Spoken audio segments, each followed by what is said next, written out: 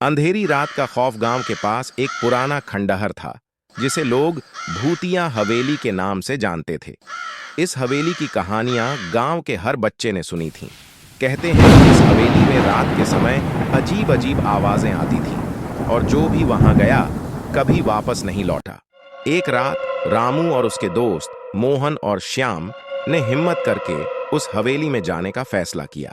वे तीनों अपने कंधों पर टॉर्च लिए हवेली की ओर बढ़े। जैसे ही वे हवेली के पास पहुंचे, हवेली की दीवारों पर कुछ खून के धब्बे नजर आए।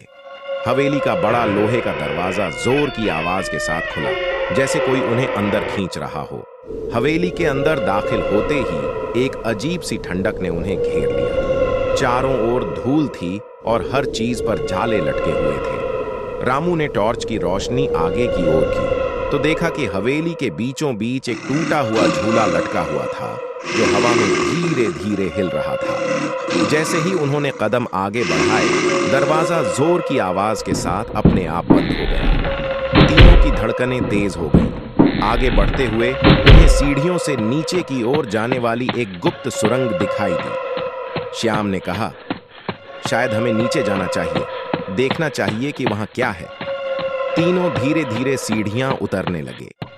जैसे ही वे सुरंग में पहुंचे, वहां चारों तरफ अंधेरा था और अचानक एक ठंडी हवा का झोंका आया जिसने टॉर्च की रोशनी को बुझा दिया। अंधेरे में रामू ने महसूस किया कि किसी ने उसके कंधे पर हाथ रखा है। उसने सोचा कि ये मोहन या श्याम होंगे, लेकिन तभी उसने देखा कि मोहन और श्याम तो उसके सामने खड़े थे। रामू की सांसें थम गईं। उसने धीरे से अपनी गर्दन घुमाई और देखा कि एक सफेद साया उसकी ओर घूर रहा था। वो साया धीरे धीरे रामू के करीब आ रहा था। रामू ने चिल्लाने की कोशिश की, लेकिन आवाज उसके गले में ही अटक गई।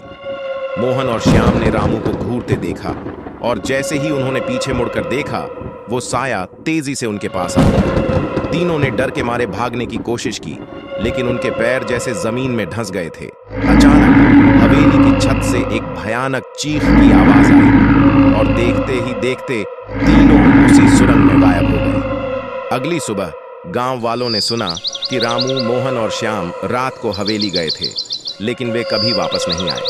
हवेली के दरवाजे पर खून के ताजा निशान थे और गांव के लोग अब भी उस हवेली के पास जाने से डरते हैं। कहते हैं, जो भी उस हवेली में गया उसका अता पता कभी नहीं चला।